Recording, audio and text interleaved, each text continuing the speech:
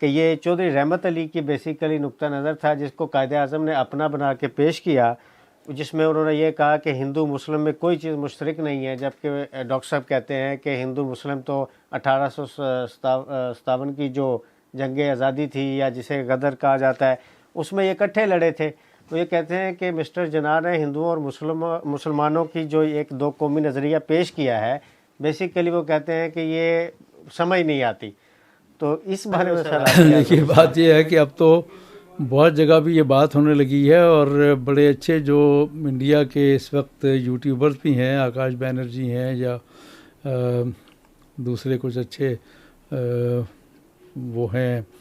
वो भी अब ये बात मानते हैं कि बेसिकली ये दो कौमी नज़रिया जिन्ना ने नहीं बल्कि लाला लाजपत राय ने और हिंदू महासभा पार्टी ने और आर्य समाजी तहरीक ने पेश किया था। 1924 में पंजाब के अखबार ट्रिब्यून के अंदर लाहौर में लाजपत राय का मजमून छपा,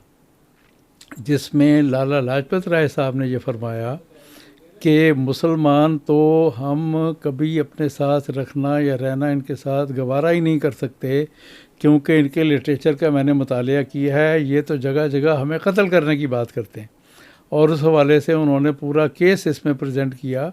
कि ये हम इनके साथ इकट्ठे नहीं रह सकते। और ये वही टाइम है जब आरएसएस बनी। और फिर लाला लाजपत राय ने एक ख़त सीआर दास को लिखा, जो बंगाल के बड़े जिसको कहना चाहिए फराग दिल लीडरों में से थे, जिन्होंने मुसलमानों को वहाँ रियायतें देनी शुरू की। कलकत्ता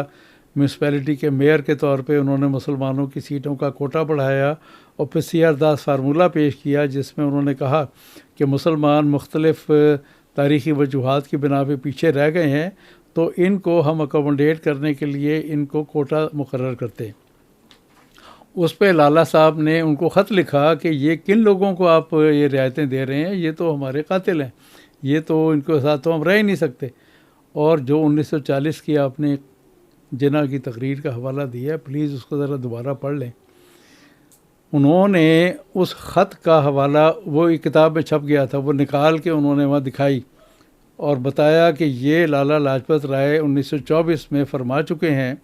कि मुसलमान और हिंदू कभी इकट्ठे नहीं रह सकते। ये चौधरी अपना रहमत अली ने या जिन्ना ने बहुत बाद में बात की है। सबसे पहले आर्य समाजी तहरीक का ये प्रोपेगेंडा, आरएसएस का ये प्रोपेगेंडा, और ये